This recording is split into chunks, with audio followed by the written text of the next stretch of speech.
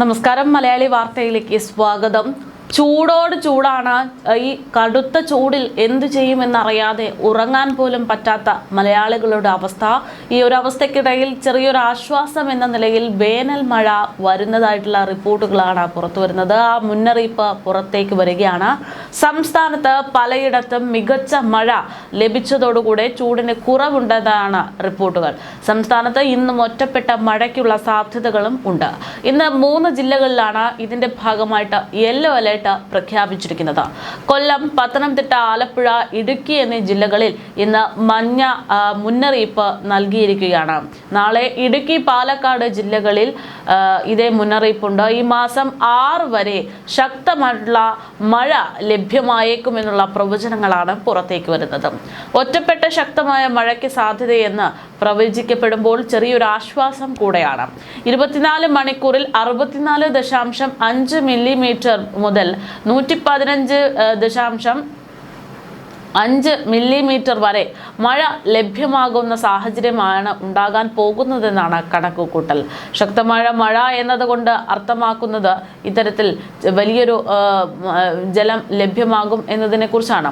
ഇടിമിന്നൽ ജാഗ്രതാ നിർദ്ദേശമടക്കം ഇപ്പോൾ കേരളത്തിൽ പുറപ്പെടുവിച്ചു കഴിഞ്ഞു എന്നുള്ളത് കൂടെ സുപ്രധാനപ്പെട്ട ഒരു കാര്യമാണ്. കേരളത്തിൽ ഒറ്റപ്പെട്ട ഇടങ്ങളിൽ 1-ാം തീയതി മുതൽ 5-ാം തീയതി വരെ ഇടിമിന്നലോട് കൂടിയിട്ടുള്ള മഴയ്ക്കുള്ള സാധ്യതകളാണ് കാണുന്നത്. മണിക്കൂറിൽ 40 മുതൽ 50 കിലോമീറ്റർ വരെ വേഗതയിൽ ശക്തമായ മഴയ്ക്കും കാറ്റിനും സാധ്യതയുണ്ടെന്നാണ് കേന്ദ്ര കാലാവസ്ഥാ വകുപ്പ് അറിയിച്ചിരിക്കുന്നത്. ജാഗ്രതാ നിർദ്ദേശങ്ങൾ ഇതിന്റെ ഭാഗമായിട്ട് പുറപ്പെടുവിച്ചിട്ടുണ്ട്. ഇടിമിന്നൽ അപകടകാരികളാണ്.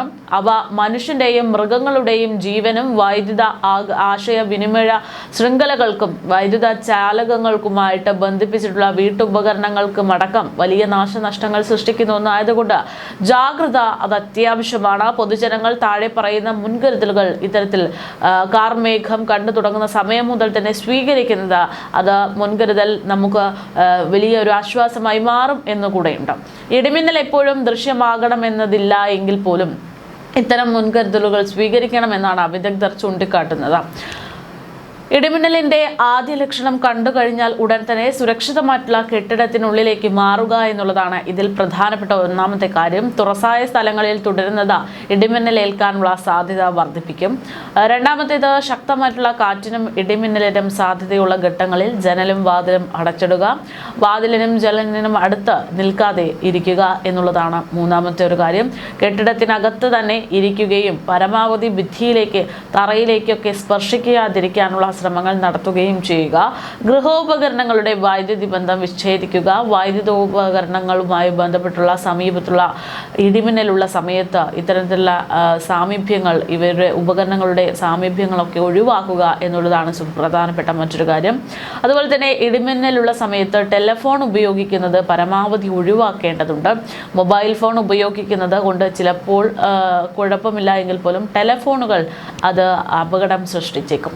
അന്തരീക്ഷം മേഘാവൃതമാണ് എങ്കിൽ തുറസായ സ്ഥലവും ടെറസിലും കുട്ടികൾ ഉൾപ്പെടെയുള്ള ആളുകളെ കളിക്കുന്നത് ഒഴിവാക്കേണ്ടുന്നതാണ്. അതുപോലെ തന്നെ ഇടിമിന്നലിലുള്ള സമയത്ത് വൃക്ഷങ്ങളുടെ ചുവട്ടിൽ നിൽക്കുന്നതും അപകടം സൃഷ്ടിക്കും. വാഹനങ്ങൾ മരച്ചുവട്ടിൽ പാർക്ക് ചെയ്യുന്നതും ഒഴിവാക്കുക. ഇടിമിന്നലുള്ള സമയത്ത് വാഹനത്തിനകത്ത് തന്നെ തുടരുക എന്നുള്ളത് ശ്രദ്ധിക്കണം. അതുപോലെ തന്നെ കൈകാലുകൾ പുറത്തിടാതിരിക്കാനും പ്രത്യേകം ശ്രദ്ധിക്കണം. വാഹനത്തിനകത്ത് നിങ്ങൾ സുരക്ഷിതമായിരിക്കുക എന്നുള്ളതാണ് അവിടെ ആകെ ചെയ്യാൻ സാധിക്കുന്ന ഒരു കാര്യം. അതേപോലെ തന്നെ സൈക്കിൾ, ബൈക്ക്, ട്രാക്ടർ തുടങ്ങിയിട്ടുള്ള വാഹനങ്ങളിലുള്ള യാത്ര ഇത്തരം സമയങ്ങളിൽ ഒഴിവാക്കുന്നത് വളരെ പ്രധാനപ്പെട്ട ഒരു കാര്യമാണ്. ഇടിമിന്നൽ അവസാനിക്കുന്നത് വരെ എവിടെയെങ്കിലും സുരക്ഷിതമായ ഒരു കെട്ടിടത്തിൽ അഭയം തേടുക എന്നുള്ളതാണ് നമുക്ക് മുന്നിലുള്ള മാർഗം. മഴക്കാറ് കാണുമ്പോൾ തുണികൾ എടുക്കാൻ ടെറസിലേക്കോ മുറ്റത്തേക്കോ ഇടിമിന്നലുള്ള സമയത്ത് ഓടുന്നത് ചിലപ്പോൾ പലപ്പോഴും കാണാറുണ്ട്. പക്ഷേ അത്തരം സാഹചര്യങ്ങളും ഒഴിവാക്കേണ്ടതാണ്.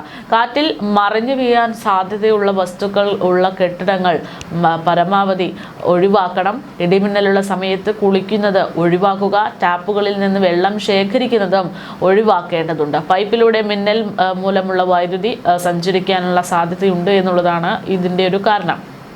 ഇടിമിന്നൽ ഉണ്ടാകുമ്പോൾ ജലാശയത്തിൽ മീൻ പിടിക്കാനും കുളിക്കാനും ഒന്നും ഇറങ്ങാനും പാടില്ല.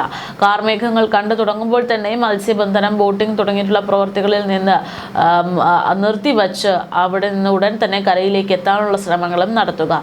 അതേപോലെ തന്നെ ഇടിമിന്നലുള്ള സമയത്ത് ബോട്ടിൻ്റെ ഡെക്കിൽ നിൽക്കരുത്. ചൂണ്ടയിടുന്നതും വലയെറിയുന്നതും ഇടിമിന്നലുള്ള സമയത്ത് നിർത്തിവെക്കുക.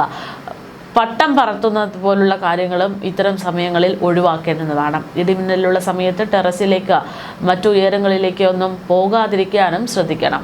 വളർത്തുമൃഗങ്ങളെ തുറസായ സ്ഥലങ്ങളിൽ ഈ സമയത്ത് കെട്ടിയിടാതിരിക്കാനുള്ള ശ്രദ്ധയും വേണം.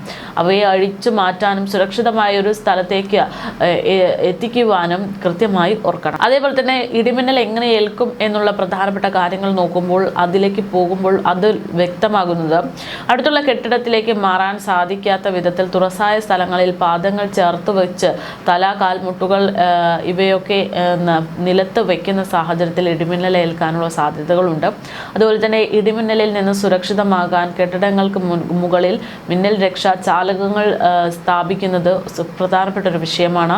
വൈദ്യുതി ഉപകരണങ്ങളുടെ സുരക്ഷയ്ക്കായി സർജ് പ്രൊട്ടക്ടർ അടക്കം ഘടിപ്പിക്കാം എന്നുള്ളതാണ്. എന്തായാലും ഇത്തരത്തിൽ വലിയ മുന്നറിയിപ്പുകൾ മുന്നോട്ട് വരുമ്പോൾ നമുക്കൊരു ആശ്വാസമാകുന്നുണ്ട് എന്നുള്ളതാണ് വ്യക്തമാകുന്നത്. മഴ ശക്തമാകുന്ന സാഹചര്യത്തിൽ അല്ലെങ്കിൽ മഴ ചെറിയൊരു വേനൽ മഴയെങ്കിലും ഉണ്ടാകുന്ന സാഹചര്യത്തിൽ ഈ കടുത്ത ചൂടിൽ നിന്ന് ഒരു ആശ്വാസം ഉണ്ടായേക്കും എന്നുള്ളതാണ് വ്യക്തമാകുന്നത്.